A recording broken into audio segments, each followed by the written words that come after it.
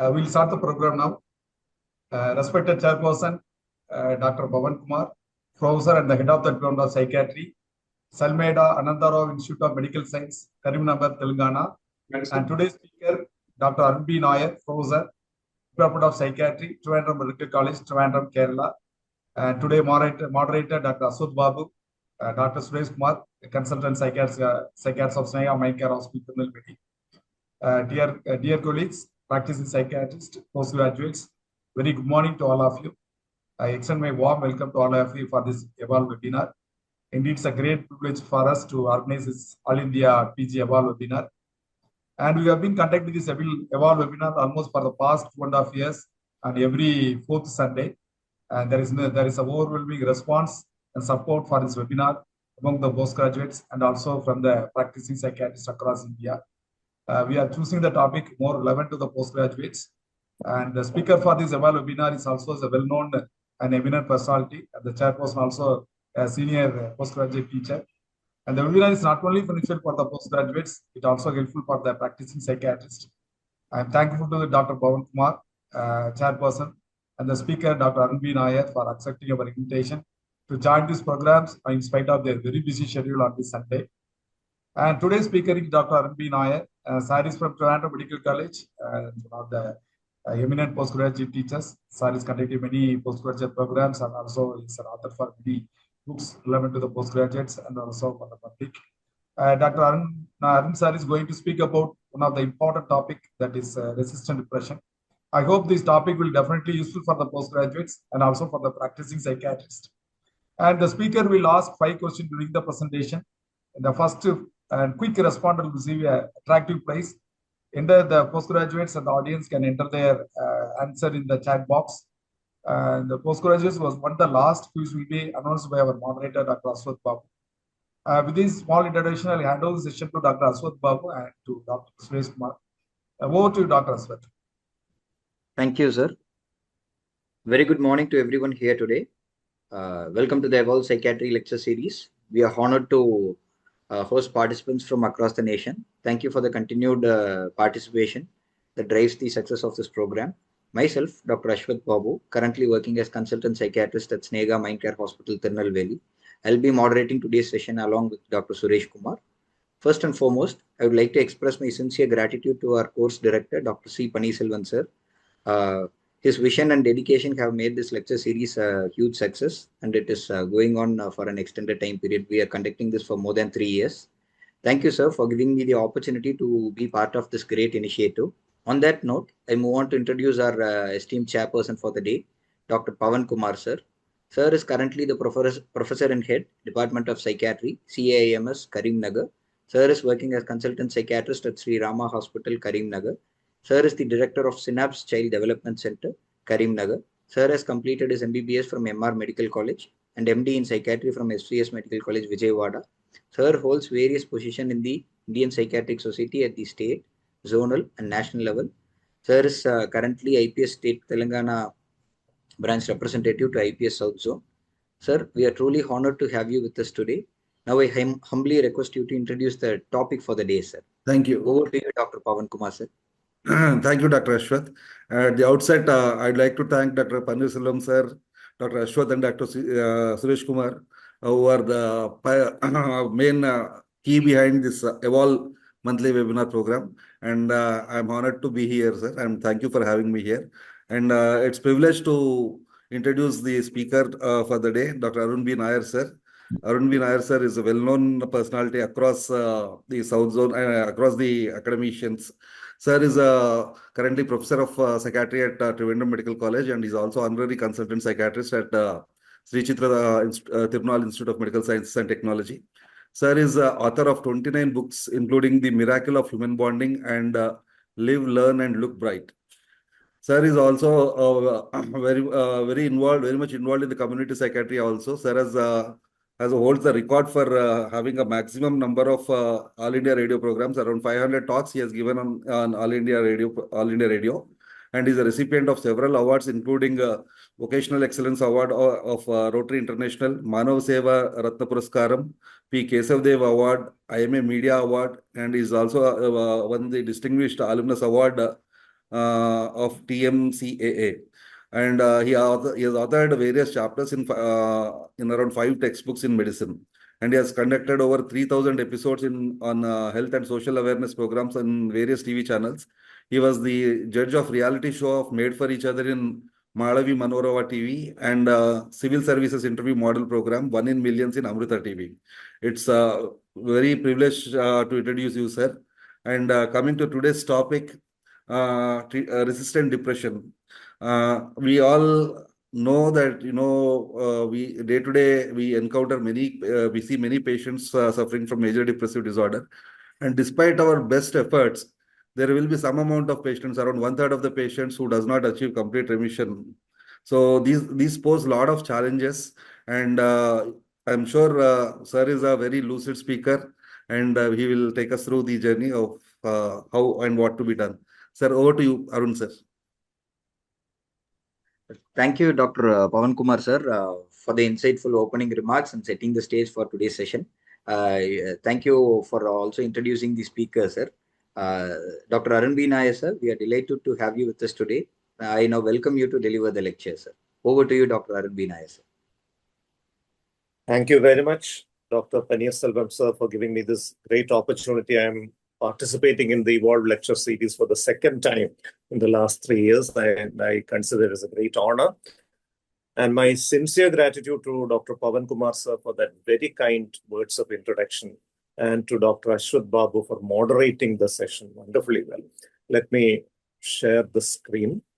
So the topic for today is treatment-resistant depression, which is a long question for postgraduates in the theory exam. And if a case of major depressive disorder surfaces in the practical exam, definitely the discussion may go in the lines of the topic which we are discussing today.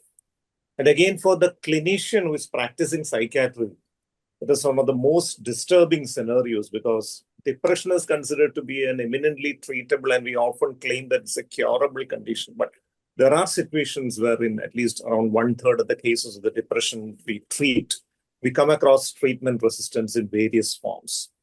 So let us start our discussion about treatment-resistant depression. So the lifetime prevalence of unipolar depression in males is around 15%. And in females, it is around 25%. That is what the statistics from all over the globe estimate. Actually, the National Mental Health Survey, which was published in 2016, it has shown that 10.6% of the total population of India is suffering from at least one mental disorder which requires treatment.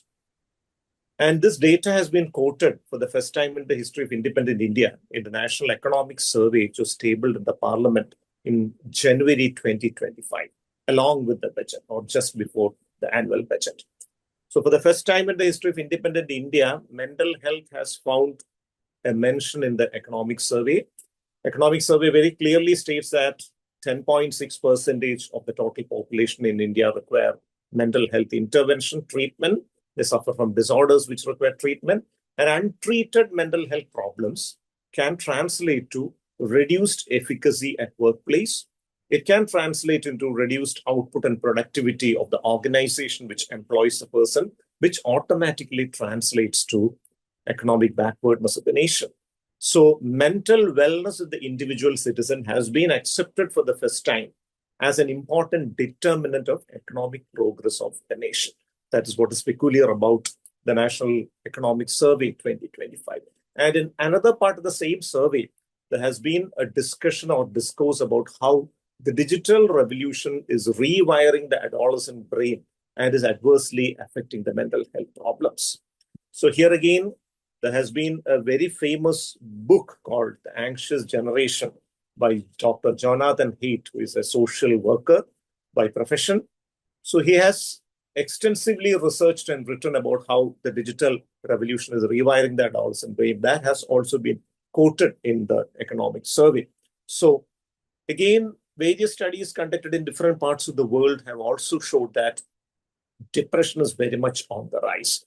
A study conducted in Kerala in 2016 by the Kerala State Mental Health Authority it showed that 12.43% of the total population of Kerala suffer from at least one mental health problem, and 9% of the total population of Kerala suffer from depressive disorders.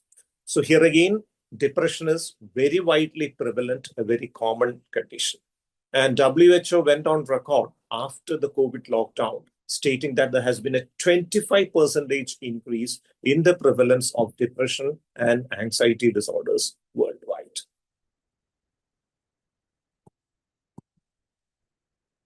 Yes, coming to treatment-resistant depression.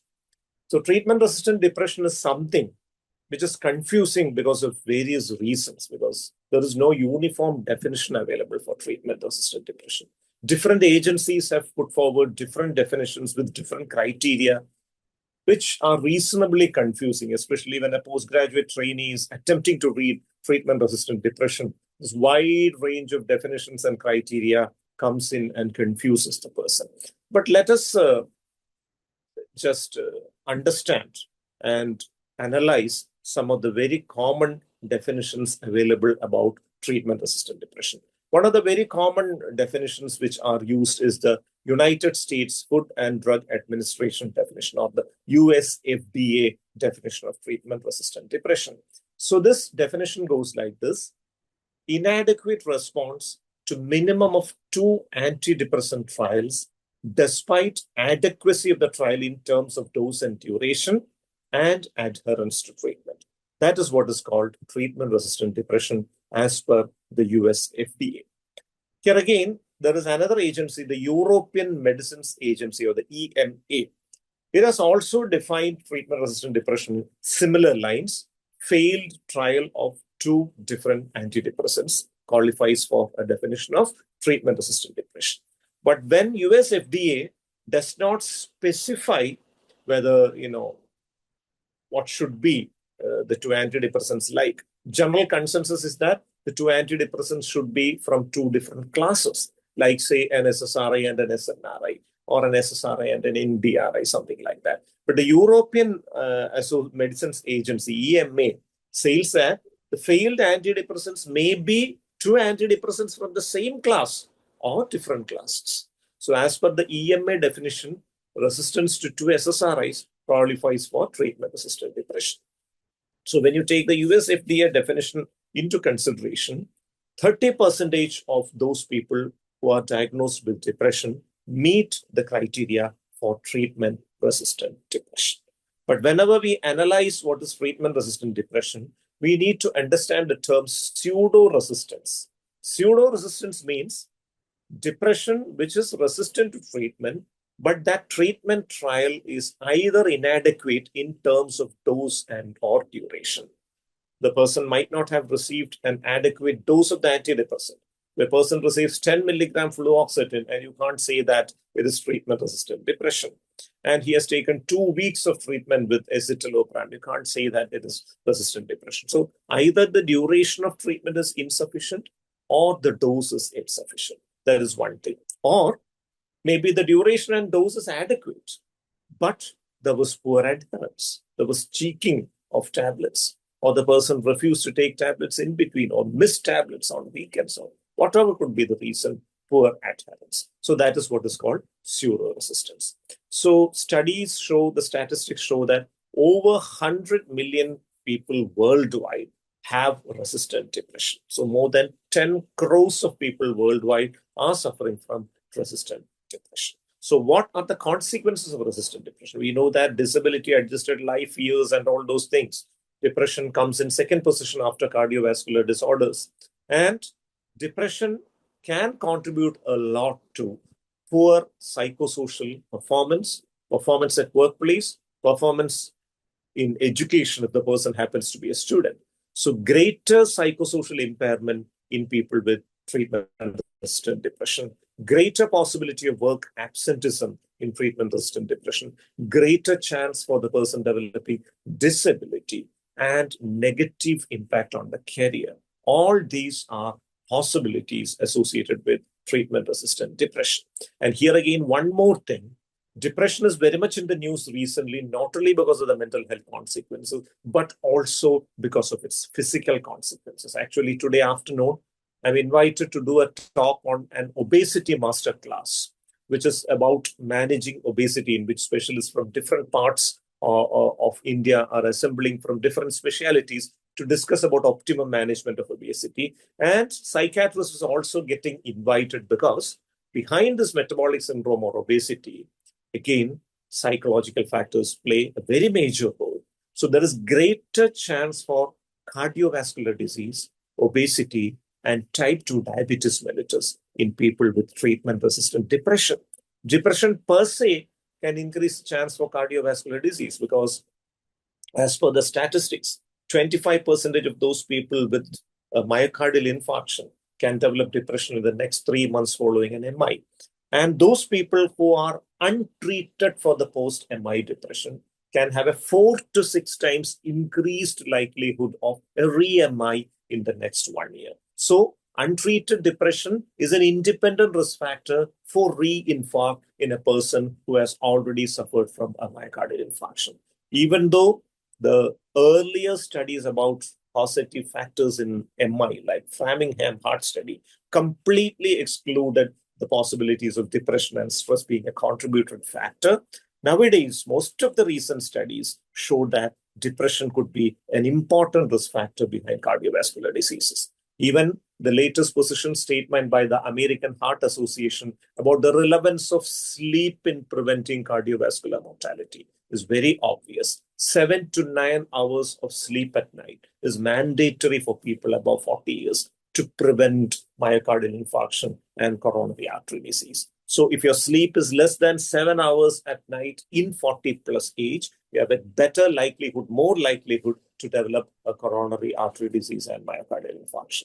So again, obesity and depression have got very important correlation because untreated depression, improperly treated depression can lead to something called stress eating, very commonly seen in adolescents, especially adolescent females.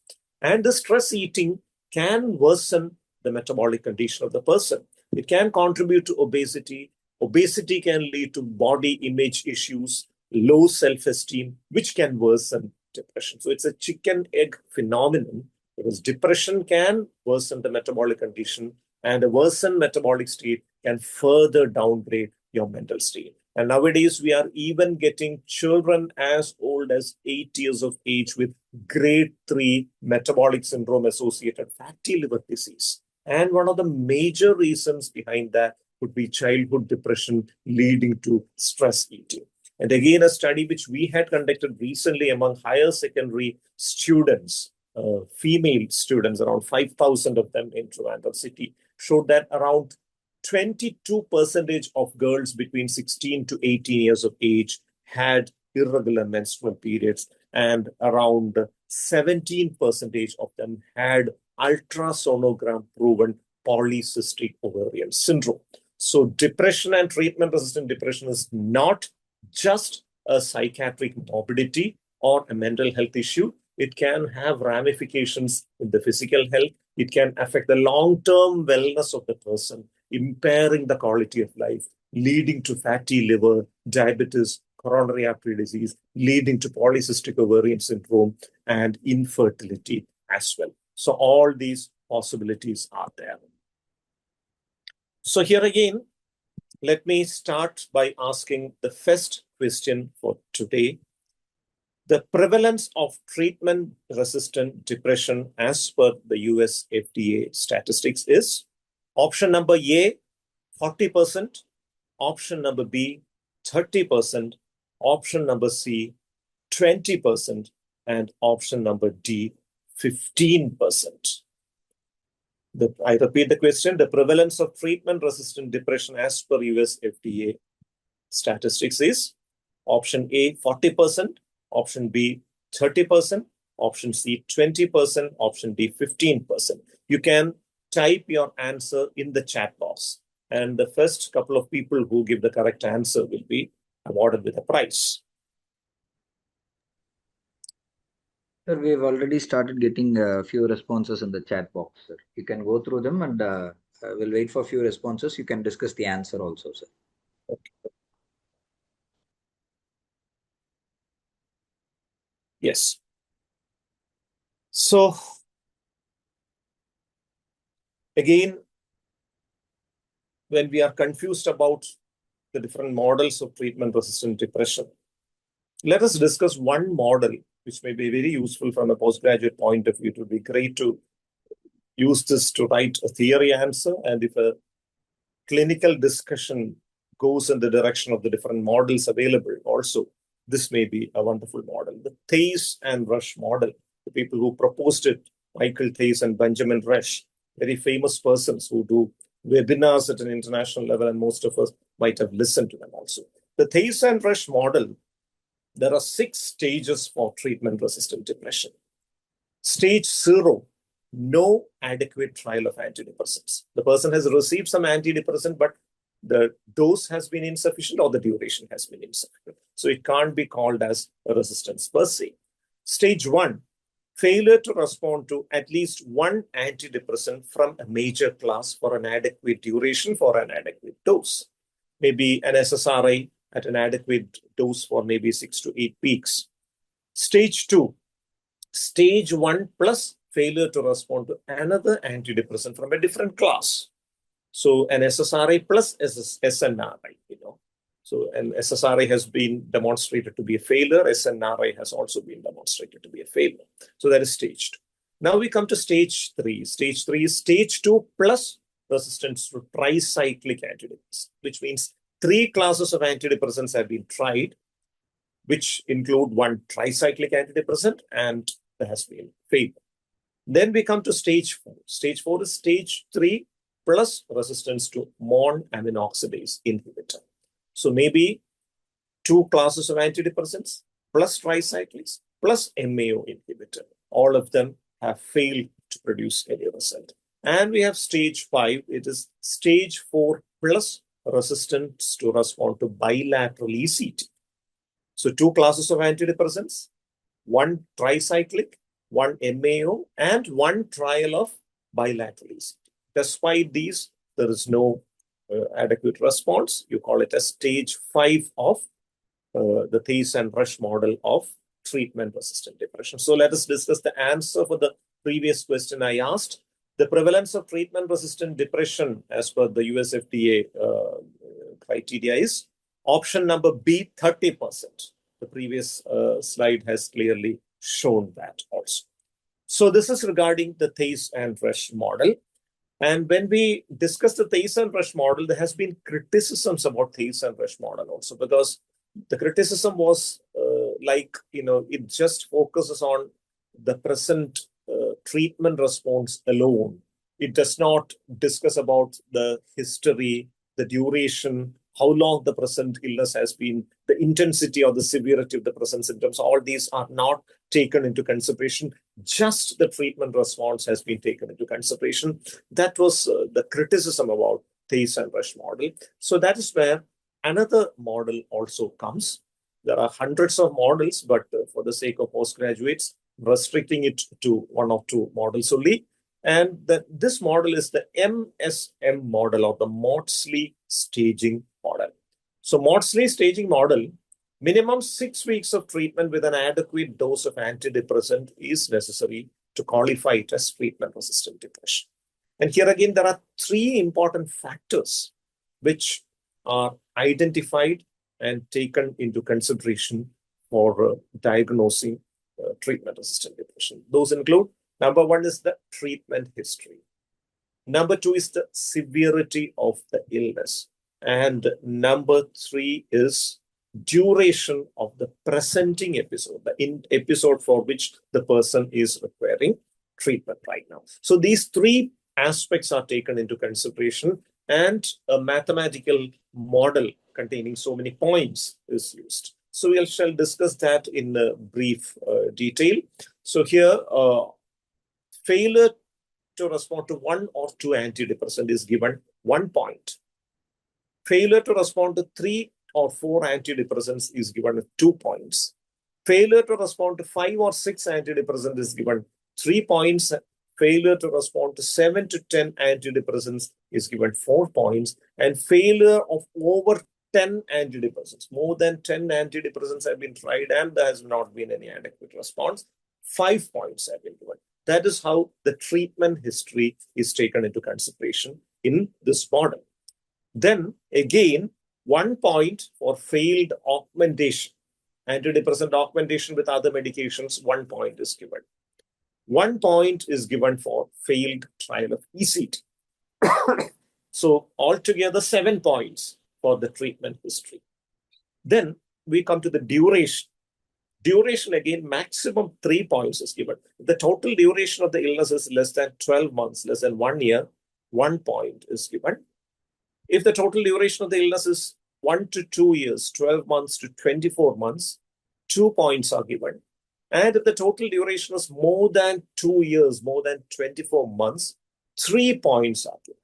So 3 points for the duration. So already 7 points for the treatment history and 3 points for the duration, which makes it a total of 10. Now again, the severity aspect. Severity, total of 5 points have been given. If the severity of the present episode is subsyndromal, only 1 point. If the depression is mild intensity, 2 points.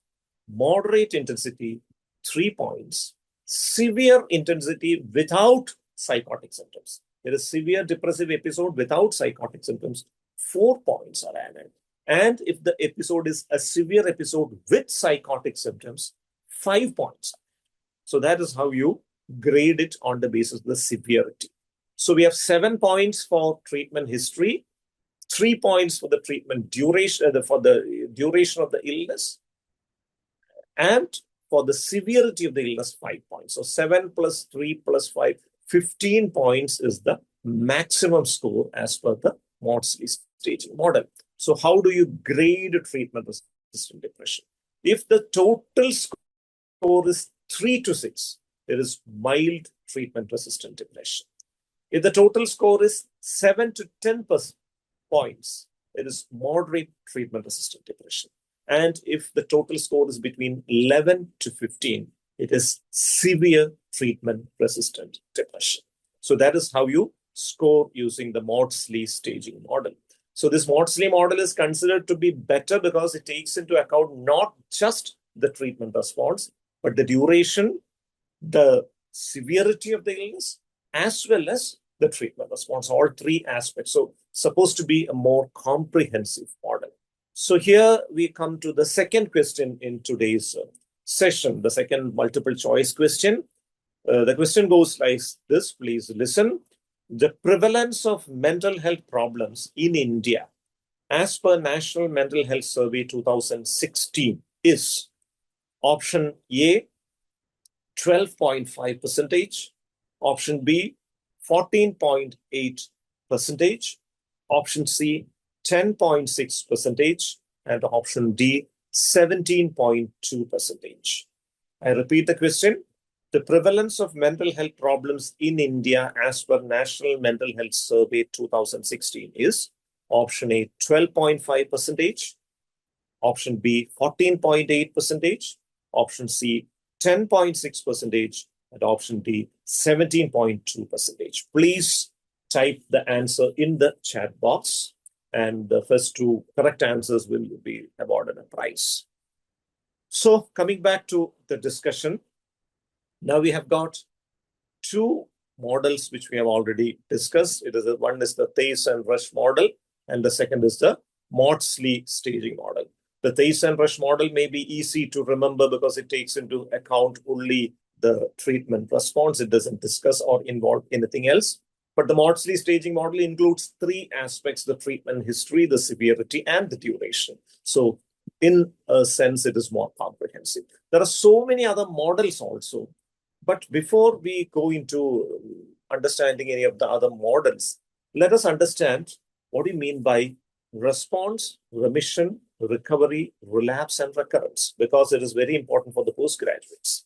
For the theory exam, if you include these words in your answer, if a long question on treatment-resistant depression is asked, that carries a lot of grace because it conveys that you are a well-read, well-researched, thoroughly prepared person. And for the viva associated with the clinical examination also, examiners may ask these definitions. So the first one is, what is response? Response in depression means decrease in the intensity of depressive symptoms by at least 50% from baseline in any standard rating scale. For example, Hamilton D, depression rating scale. So HAM-D, as you all know, 17 items are there. You score at baseline, and following treatment with one drug, if there has been a 50% reduction in the symptoms from baseline, you call it as a response. There is a response. Now, what do you mean by remission? Remission means significant improvement when depressive symptoms are minimal or absent. So it shows that there has been functional improvement to such an extent that the person is unaffected by the depressive symptoms at all. He's able to proceed with his family life, his social life, and occupational life without being impaired by the depressive symptoms he is suffering from.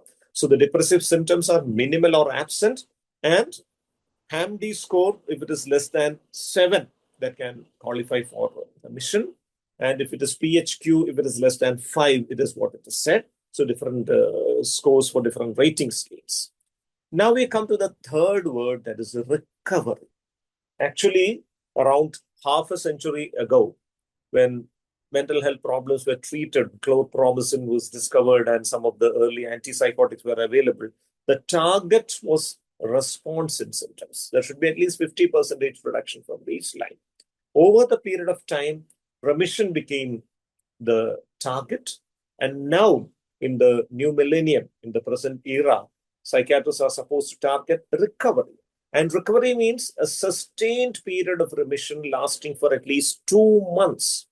There should be significant improvement with depressive symptoms minimal or absent, sustained for more than 2 months. Then only you call it as recovery. Recovery is the target for the present generation psychiatrists, because residual symptoms is a concept in depression, which we shall discuss in subsequent slides. Significant residual symptoms are possible.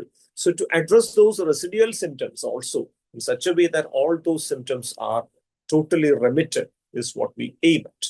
And what is meant by relapse and recurrence? These are other two terms which we need to understand in the background of depression. Relapse means the return of depressive symptoms after a period of remission, but before full recovery is achieved. So the person is in remission. There is significant improvement, but 2-month criteria is not met. The remission has not been sustained for 2 months. So if there is a remission of symptoms, but there is emergence of symptoms before the complete recovery, you call it as relapse. And what is meant by recurrence? Recurrence means the reoccurrence of depressive symptoms after a period of full recovery. There has been a symptomatic period for more than 2 months. Recovery has been there. And if another episode surfaces later, then you can call it as an independent episode per se. It is recurrence. So just again going through these 5 terminologies: a response that is decreased by at least 50% from baseline in any standard rating scale. Remission is significant improvement when depressive symptoms are minimal or absent. HAM-D score should be less than 7. Recovery means sustained period of remission lasting for more than 2 months. Relapse means if depressive symptoms return during the time of remission before full recovery. And recurrence means after full recovery, if another depressive episode surfaces, you call it as recurrence. So let us come to the third question in today's session.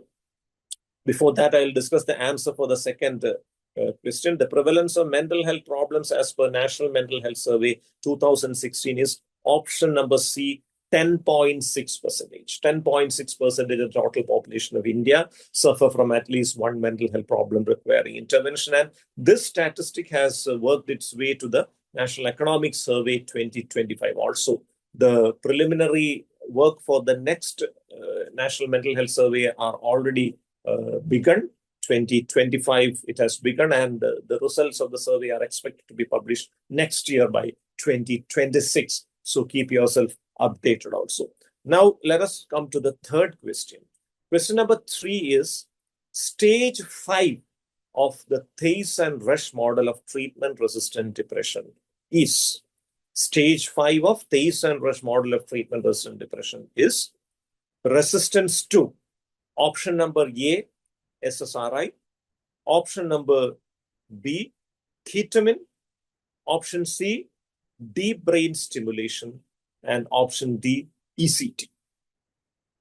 I repeat the question again. Stage 5 of Thase and Rush model of treatment-resistant depression is resistance to option A, SSRI, option B, ketamine, option C, deep brain stimulation, and option D, ECT. You can please type the answers in the chat box.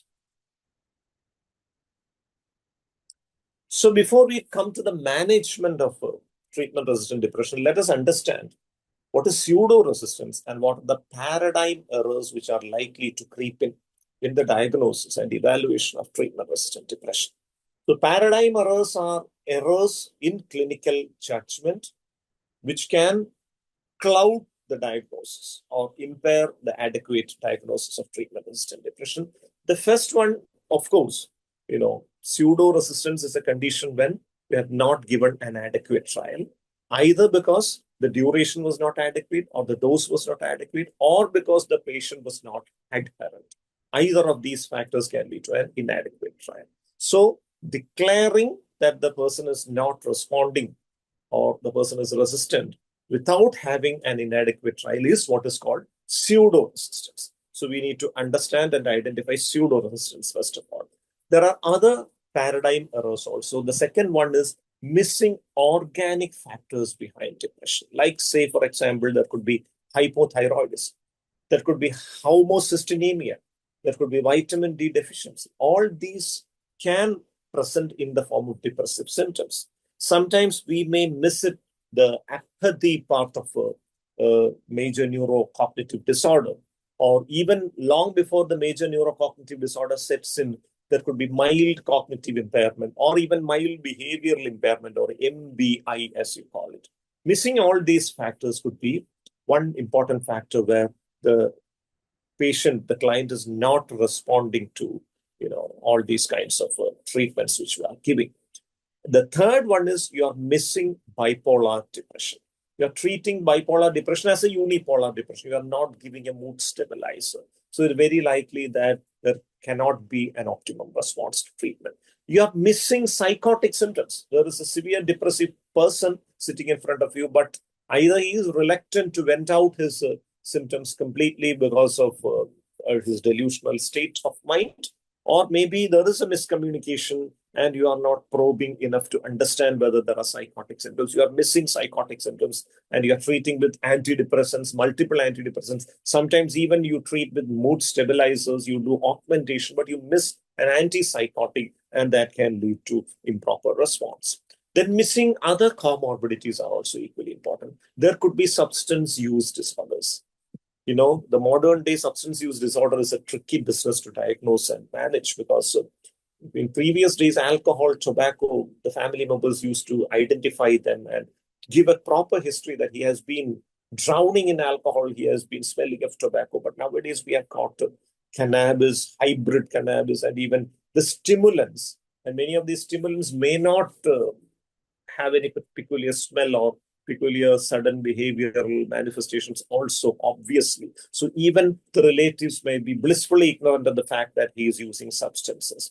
And sometimes a person using substance can present in a state of amotivational syndrome, and that history may not be given. So that could be one thing. Personality disorders, that is another very important area which can be missed, especially emotionally unstable personality disorders, So actually, the soft bipolar criteria by Akiskal and Pinto has got a class called 2.5 bipolar. Bipolar 2.5 is a cyclothymia with episodes of depression. Hagope Akiskal very clearly states that this cyclothymia with episodes of depression is nothing but borderline personality disorder which you treat. Akiskal firmly believes that Borderline personality disorder is not a personality disorder. It is a mood disorder. It's a variant of bipolar disorder. It should be treated like a bipolar disorder. It should be treated with a mood stabilizer. That is what Kiskal believes. So personality disorders, especially emotionally unstable personality disorders, may be missed.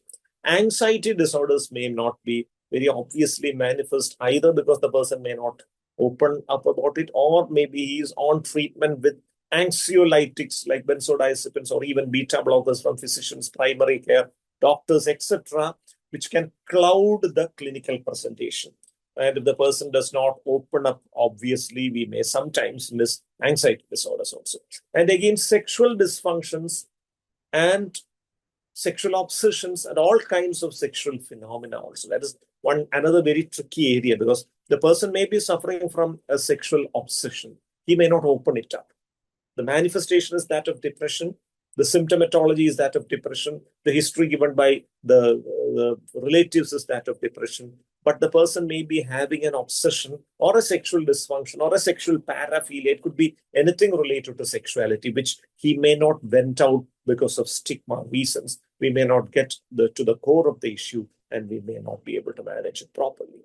And again, over-treating or overstepping is also an important thing.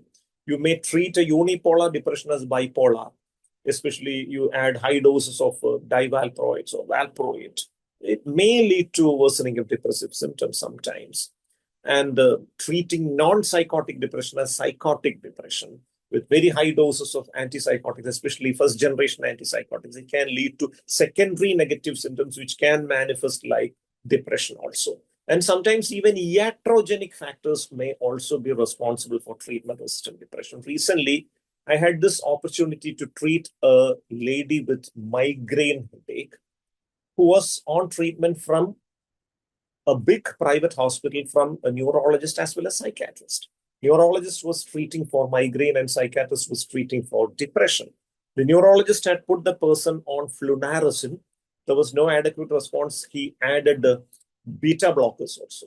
So in a combination of flunarizine and beta blockers, the migraine had somewhat remitted. Then she developed depressive symptoms. She went to see the psychiatrist of the same institution who put her on sertraline.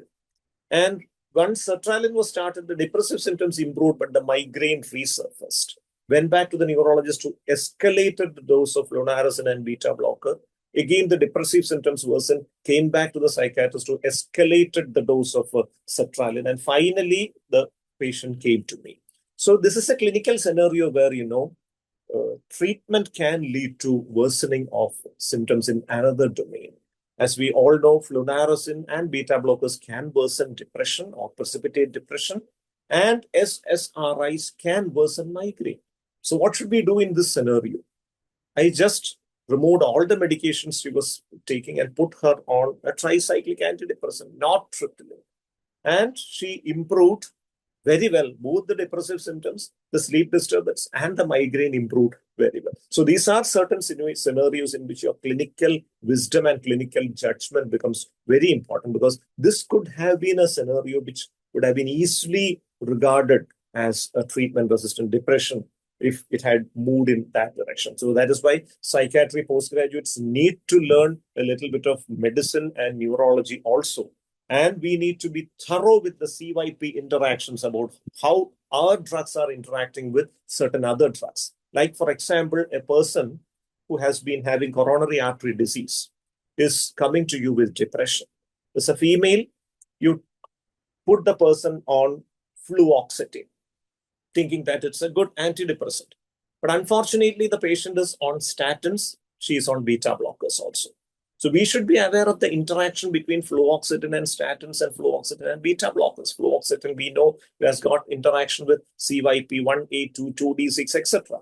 So fluoxetine can inhibit the metabolism of statins, leading to increase in serum level of statins, which can manifest in the form of muscle weakness.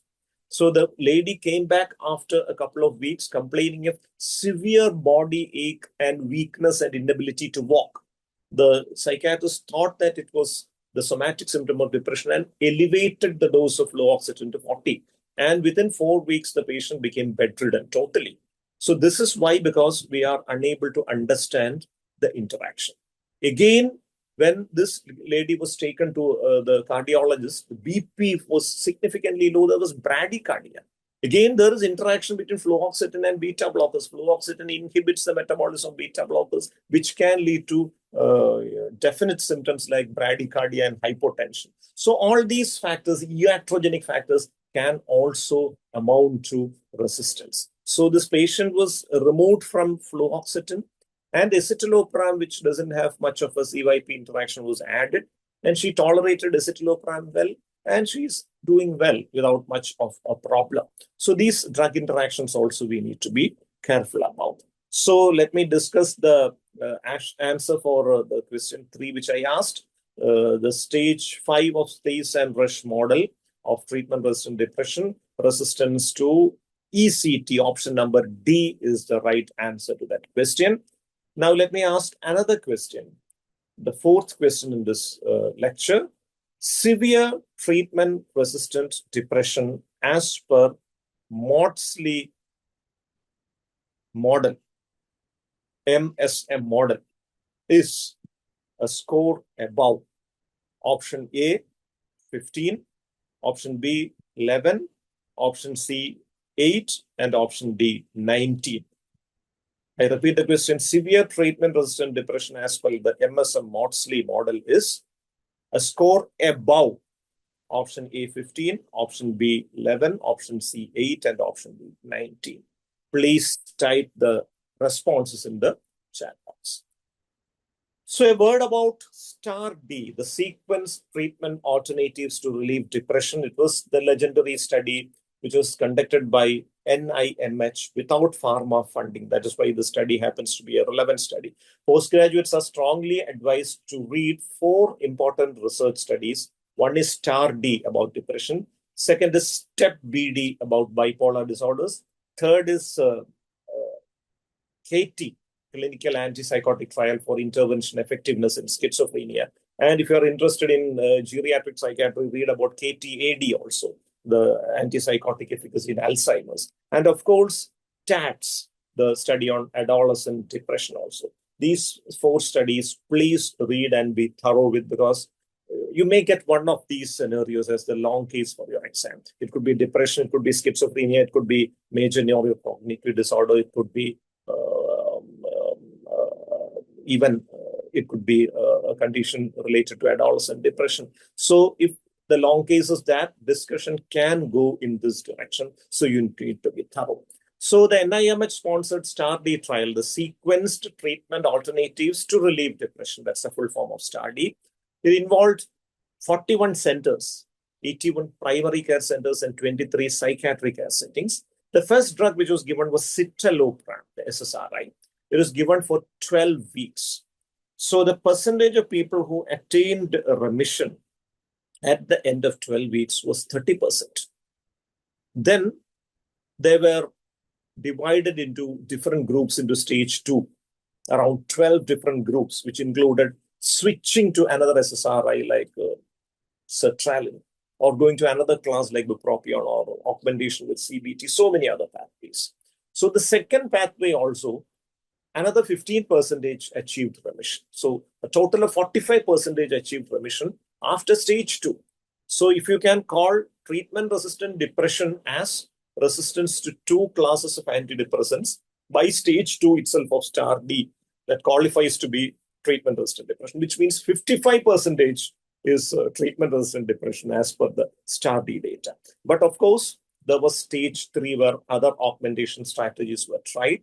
And stage 4, the final stage where venlafaxine and mirtazapine were tried. This combination is what Stephen Stahl calls as the California rocket fuel, that combination of venlafaxine and mirtazapine. So after all these treatments, around 67, 68, up to 70% of people achieved remission. So even after all the 4 stages of STAR-D, still 30% of people with depression continue to be symptomatic. And that is the real treatment-resistant depression, if we can call it that way. Here again, the concept of residual symptoms also becomes very important, because residual symptoms are symptoms not suggestive of the core symptoms of depression, like say sadness or anhedonia or fatigue. But it may be somatic symptoms, reduced energy, which amounts to a little bit reduced focus and concentration, some cognitive disturbances. All these things can be the residual symptoms. So studies have shown that around 70 to 76% of those people with depression after the first episode will have some form of residual symptoms. So how to address those residual symptoms also becomes very important. So coming to the last part of the presentation, we have to wind up the presentation in another 5 minutes time because the time is running out fast. We come to the risk factors for treatment-resistant depression. Treatment-resistant depression is more likely in elderly population because of various biological and psychosocial factors. Biological factors because of vascular etiology, metabolic problems, and a whole lot of other things. The comorbidities, the possibility of taking many medications which may induce depression, including beta blockers, statins, and a whole lot of other things. Such possibilities are there. And again, older population is a group who is likely to be isolated, especially because we have this trend of exporting youngsters to foreign countries in our part of the world these days. So the likelihood of social isolation also adds on. Females obviously have got a higher risk factor for treatment-resistant depression than males. Postpartum state is another very important thing, especially if there is a previous history of postpartum depression. The likelihood of it becoming treatment-resistant next subsequent deliveries is more. Lower socioeconomic status is very important.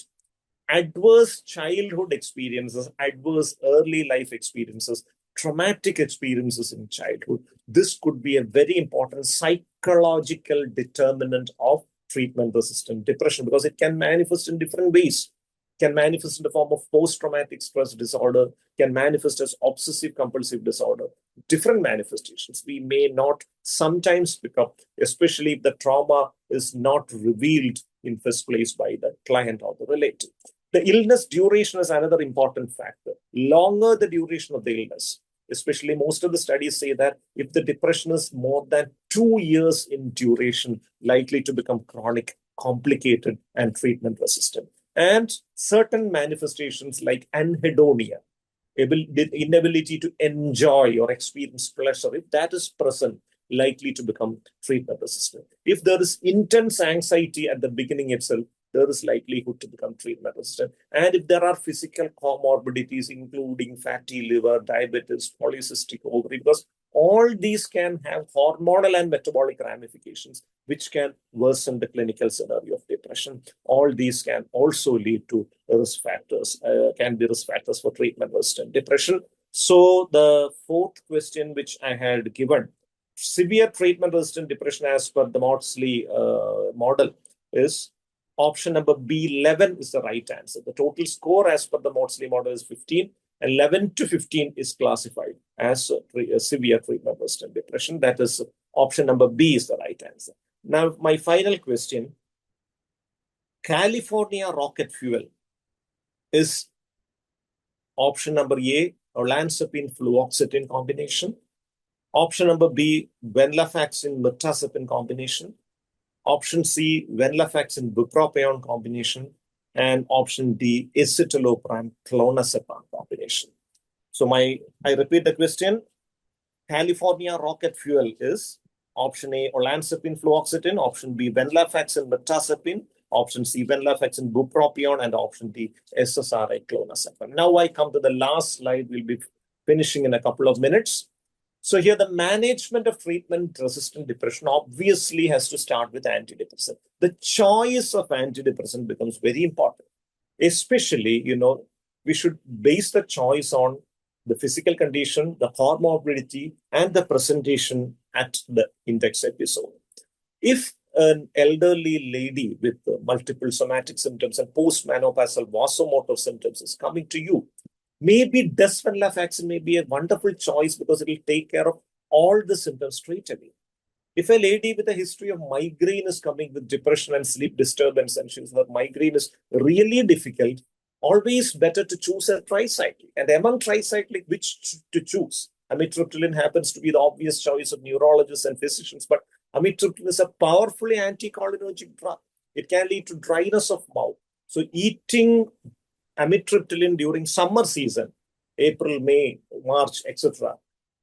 And trying to sleep at night is similar to taking diazepam tablet and then having an injection of Lasix at night. What can happen if you consume diazepam and then have an injection of Lasix? There are problems. So like that, the same things can happen. So choice of antidepressant is important. Switching of antidepressant is another main thing. We can add on certain antidepressants. Anhedonia is prominent, adding bupropion or something which enhances dopamine may be good. Augmentation with so many strategies, including antipsychotics, second generation antipsychotics, augmentation, very important. Ketamine is an important drug which has been approved recently for treatment-resistant depression, and intranasal S-ketamine has been approved in 2019 by US FDA as a treatment option for treatment-resistant depression. Electroconvulsive therapy, of course, the time-tested one. SGAs, important one, olanzapine, fluoxetine, and quetiapine combinations are there. Neurostimulation, for want of time, I'm not going to the details.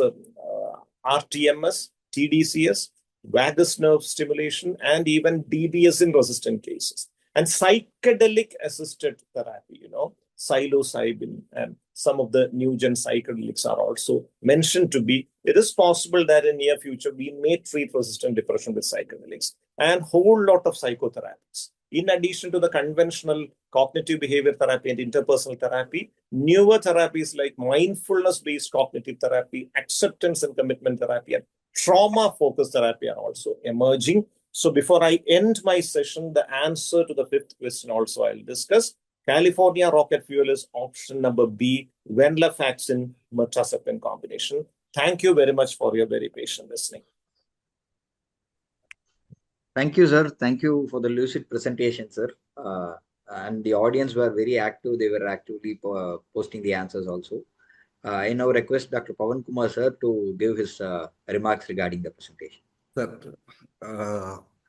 Arun sir, excellent, sir, excellent presentation. I mean, very clear, lucid, and relevant what is needed for the postgraduates. And the clinical scenarios you brought in are very relevant, sir. Day to day, we have been experiencing these things, and I think it is very important that postgraduates make this platform very useful one for the postgraduates, definitely, sir. With this, I request Dr. C. Panniselvan, sir, to give the concluding remarks. Over to you, sir. Thank you, sir. Thank you, Arun B. Nair, sir, for your very wonderful and very informative presentation, sir. More than 100 participants stayed more till the end of our presentations. It's a good presentation, sir. I thank Pawan Kumar, sir, for sparing their valuable time to share this session, sir. Thank you, sir. I thank my colleague, Dr. Ashwath Babu, and all the participants for active participation and listening for this webinar.